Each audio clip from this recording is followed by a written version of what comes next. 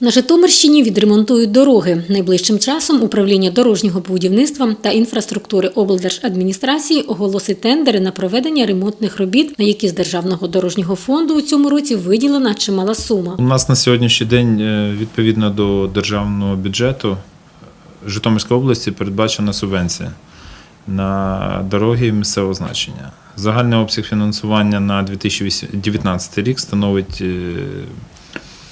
775 мільйонів гривень, з яких 225 мільйонів гривень буде спрямовано на капітальні видатки, тобто це буде капітальний ремонт доріг або будівництво, відновлення доріг.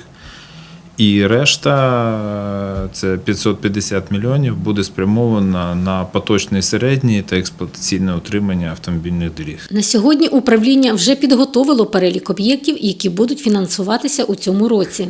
Основні об'єкти – це ті об'єкти, які є перехідними з 2018 року, тобто ті об'єкти, які ми почали будувати, це по капітальні видатки. Капітальний ремонт об'єктів 2018 року, вони автоматично будуть завершені в 2019 році. Це у нас такі дороги, як Хорошів-Яблунівка, Новоград-Волинський Яронь, Соколів-Ясна Поляна, Радомишль-Чайківка.